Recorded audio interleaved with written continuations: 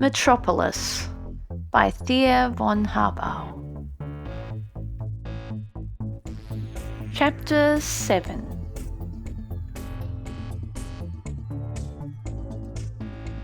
"Where is Georgie?" asked Freda, his eyes wandering throughout Josephat's 3 rooms, which stretched out before him, beautiful, with a rather bewildering superabundance of armchairs, divans, and silk cushions, with curtains which goldenly obscured the light. "Who?" asked Josephat listlessly. He had waited, had not slept, and his eyes stood excessively large in his thin, almost white face. His gaze, which he did not take from Freda, was like hands which are raised adoringly. "Georgie," repeated Freda. He smiled happily with his tired mouth. "Who is that?" asked Josephat. "I sent him to you. Nobody has come." Freda looked at him without answering. "I sat all night in this chair," continued Josephat, misinterpreting Freda's silence. "I did not sleep a wink. I expected you to come any second, or a messenger to come from you, or that you would ring me up. I also informed the watchman. Nobody has come, Mr. Freda." Freda remained silent. Slowly, almost stumblingly, he stepped over the threshold into the room, raising his right hand to his head, as though to take off his hat, then noticed that he was wearing the cap, the black cap, which pressed the hair down tightly. He swept it from his head. It fell to the ground. His hand sunk from his brow over his eyes, resting there a little while. Then the other joined it, as though wishing to console its sister. His form was like that of a young birch tree pressed sideways by a strong wind. Josephat's eyes hung on the uniform which Freda wore. "Mr. Freda," he began cautiously, "how comes it that you are wearing these clothes?" Freda remained turned away from him. He took his hands from his eyes and pressed them to his face as though he felt some pain there. "Georgie wore them," he answered. "I gave him mine." "Then Georgie is a workman?" "Yes, I found him before the paternoster machine. I took his place and sent him to you." "Perhaps he'll come yet," answered Josephat. Freda shook his head. "He should have been here hours ago." "If he had been caught when leaving the new Tower of Babel, then someone would have come to me when I was standing before the machine. It is strange, but there it is. He has not come." "Was there much money in the suit which you exchanged with Georgie?" asked Josephat tentatively, as one who bears a wounded spot. Freda nodded. "Then you must not be surprised that Georgie has not come," said Josephat, but the expression of shame and pain on Freda's face prevented him from continuing. "Won't you sit down, Mr. Freda?" he begged, "or lie down. You look so tired that it is painful to look at you." "I have no time to sit down, and no time to lie down either," answered Freda. He walked through the rooms aimlessly, senselessly, stopping wherever a chair, a table offered him a hold. "The fact is this, Josephat, I told Georgie to come here and to wait for me, or for a message from me. It is 1,000 to 1 that Slim, in searching for me, is already on Georgie's track, and it's 1,000 to 1 he gets out of him where I sent him." "And you do not want Slim to find you?" "He must not find me, Josephat, not for anything on earth." The other stood helpless, rather silent. Freda looked at him with a trembling smile. "How should we obtain money now, Josephat?" "That should offer no difficulty to Joe Fredeson's son." "More than you think, Josephat, for I am no longer Joe Fredeson's son." Josephat raised his head. "I do not understand you," he said after a pause. "There is nothing to misunderstand, Josephat. I have set myself free from my father, and I am going my own way." The man who had been the first secretary to the master over the great metropolis held his breath back in his lungs, then released it in streams. "Will you let me tell you something, Mr. Freda?" "Well?" "One does not set oneself free from your father. It is he who decides whether one remains with him or must leave him. There is nobody who is stronger than Joe Fredison. He is like the earth. As regards the earth, we have no will either. Her laws keep us internally perpendicular to the centre of the earth, even if we stand on our head. When Joe Fredison sets a man free, it means just as much as if the earth were to shut off from the man her powers of attraction. It means falling into nothing. Joe Fredison can set free whom he may. He will never set free his son. But what, answered Freda, speaking feverishly, if a man overcomes the laws of nature? Utopia, Mr. Shredder. For the inventive spirit of man, there is no utopia. There is only a not yet. I have made up my mind to venture the path. I must take it. Yes, I must take it. I do not know the way yet, but I shall find it because I must find it. Wherever you wish, Mr. Freda, I shall go with you. Thank you, said Freda, reaching out his hand. He felt it seized and clasped in a vice-like grip. You know, Mr. Freda, don't you, said the strangled voice of Josephat, that everything belongs to you, everything that I am and have. It is not much, for I have lived like a madman, but for today and tomorrow and the day after tomorrow. Freda shook his head without losing hold of Josephat's hand. No, no, he said, a torrent of red flowing over his face. One does not begin new ways like this. We must try to find other ways. It will not be easy. Slim knows his business. Perhaps Slim could be won over to you, said Josephat hesitatingly, for, strange though it may sound, he loves you. Slim loves all his victims, which does not prevent him, as the most considerate and kindly of executioners, from laying them before my father's feet. He is the born tool, but the tool of the strongest. He would never make himself the tool of the weaker one, for he would thus humiliate himself. And you have just told me, Josephat, how much stronger my father is than I. If you were to confide yourself to one of your friends— I have no friends, Josephat. Josephat wanted to contradict, but he stopped himself. Freda turned his eyes towards him. He straightened himself up and smiled, the other hand still in his. I have no friends, Josephat, and what weighs still more, I have no friend. I had playfellows, sports fellows, but friends? A friend? No, Josephat. Can one confide oneself to somebody of whom knows nothing about how his laughter sounds? He saw the eyes of the other fixed upon him, discerned the ardour in them and the pain and the truth. Yes, he said with a worried smile, I should like to confide myself to you. I must confide myself to you, Josephat. I must call you friend and brother, for I need a man who will go with me in trust and confidence to the world's end. Will you be that man? Yes. Yes? He came to him and he laid his hands upon his shoulders. He looked closely into his face. He shook him. You say, yes. Do you know what that means for you and for me? What a last plummet drop that is. What a last anchorage. I hardly know you. I wanted to help you. I cannot even help you now because I am poorer now than you are. But perhaps that is all to the good. Joe Fredison's son can perhaps be betrayed, but I, Josephat, a man who has nothing but a will and an object, it cannot be worthwhile to betray him, Josephat? May God kill me as one kills a mangy dog. That's all right. That's all right. Freda's smile came back again and stood clear and beautiful in his tired face. I'm going now, Josephat. I want to go to my father's mother to take her something which is very sacred to me.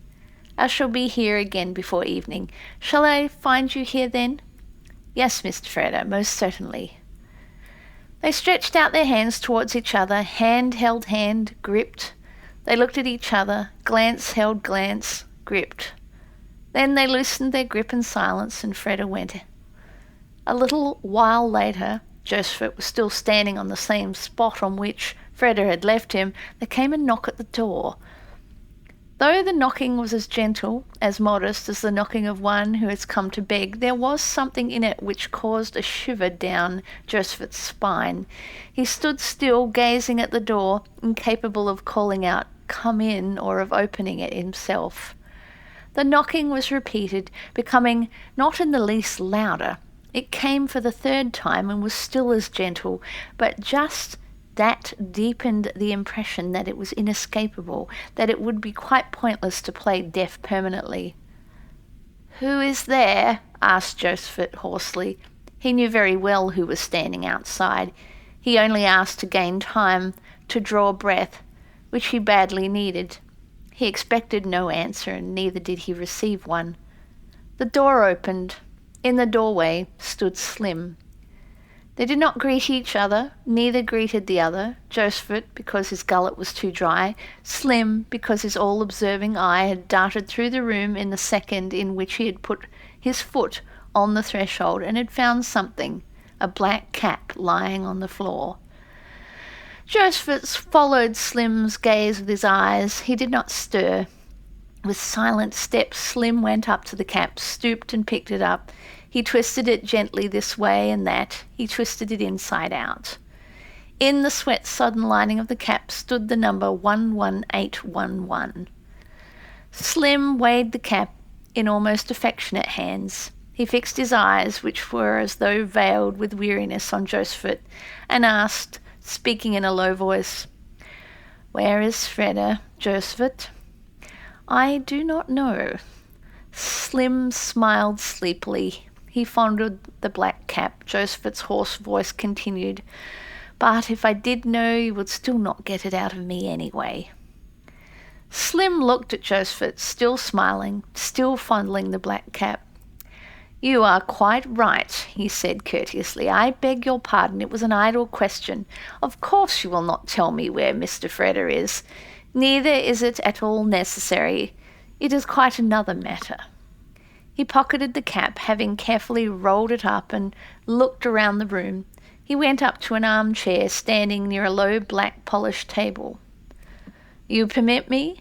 he asked courteously, seating himself.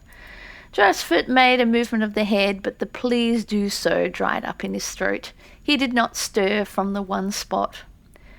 "You live very well here," said Slim, leaning back and surveying the room with a sweeping movement of his head. "Everything of a soft, half-dark tone. The atmosphere about these cushions is a tepid perfume. I can well understand how difficult it would be for you to leave this flat." "I have no such intention, however," said Joseph. He swallowed. Slim pressed his eyelids together as though he wished to sleep. "No, not yet, but very soon." "I should not think of it," answered Joseph. His eyes grew red and he looked at Slim, hatred smouldering in his gaze.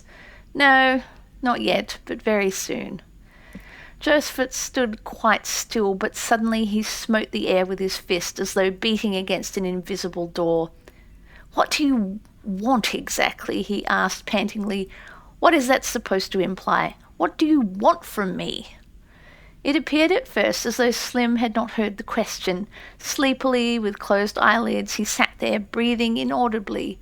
But as the leather of the chair back squeaked under Joseph's grasp, Slim said very slowly but very clearly, "I want you to tell me for what sum you will give up this flat, Joseph."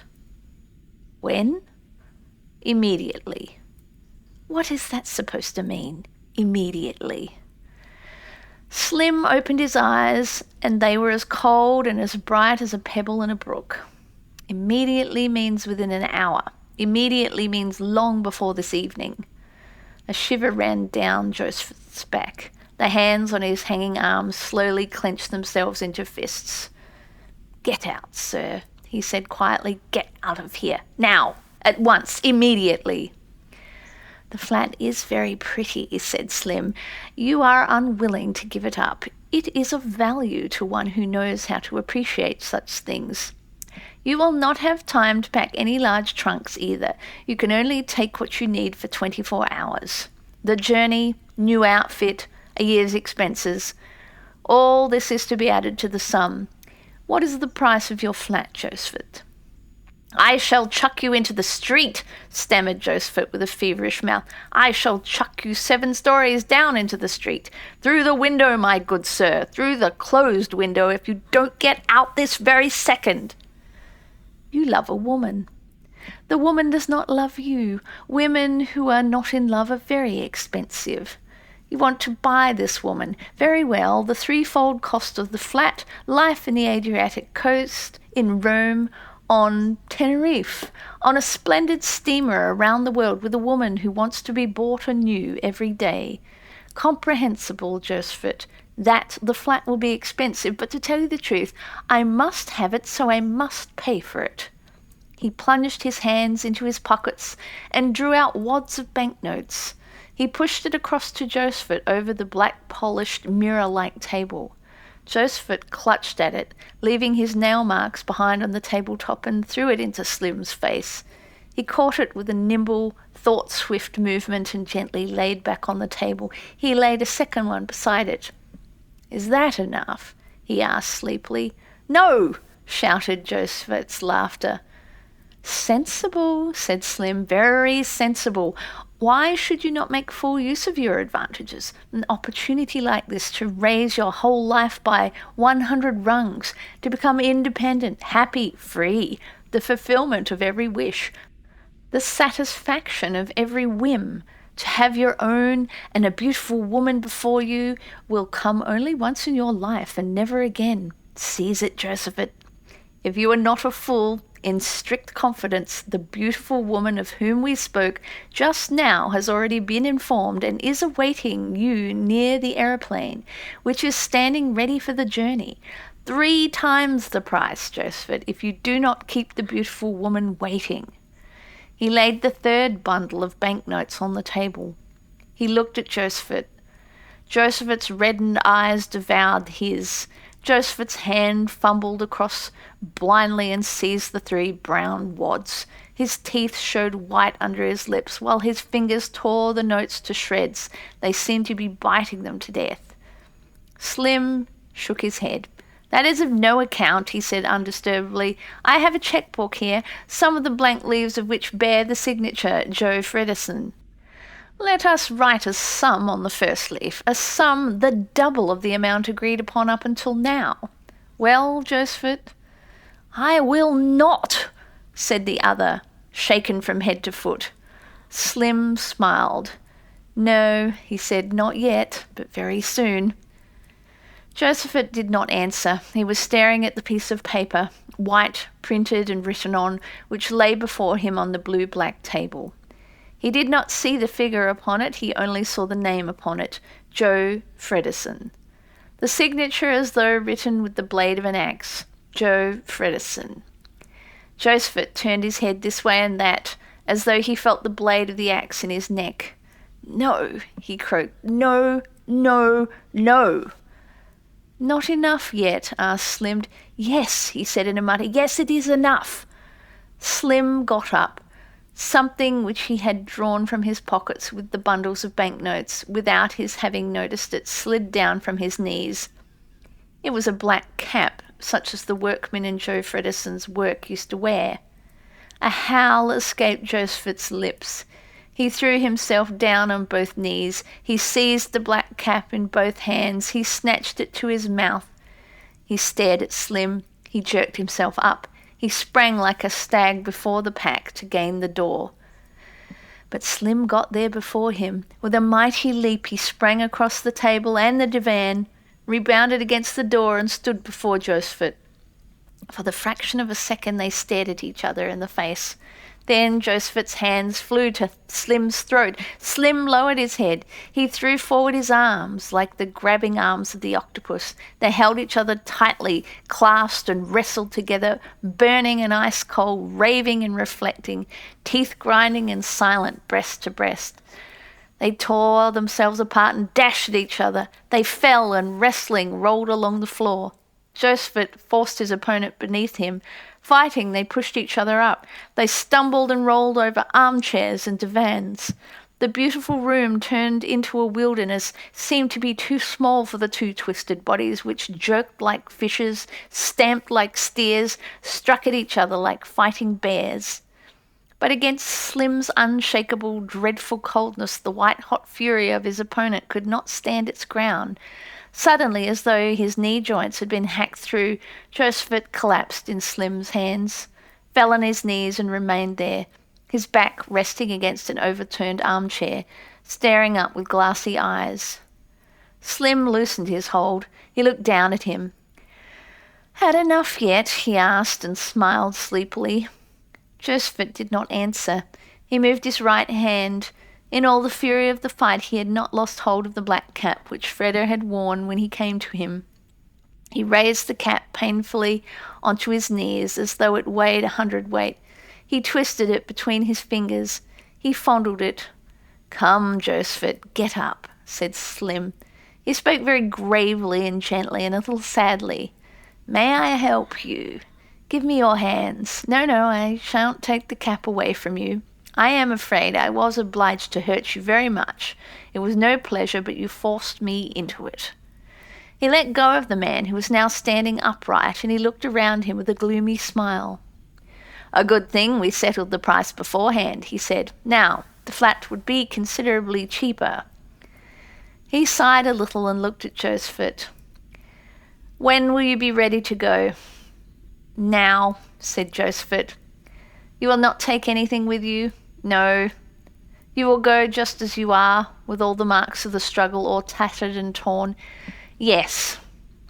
"Is that courteous to the lady who is waiting for you?" Sight returned to Joseph's eyes. He turned a reddened gaze towards Slim. "If you do not want me to commit the murder on the woman which did not succeed on you, then send her away before I come." Slim was silent. He turned to go. He took the cheque, folded it together and put it into Joseph's pocket. Joseph offered no resistance. He walked before Slim towards the door. Then he stopped again and looked around. He waved the cap, which Freda had worn, in farewell to the room, and burst out into ceaseless laughter. He struck his shoulder against the doorpost. Then he went out. Slim followed him. End of Chapter 7. If you are enjoying these audiobooks, please take the time to subscribe, press like, leave a comment, or share this channel with your friends who also enjoy listening to audiobooks. This would help this channel immensely. Thanks.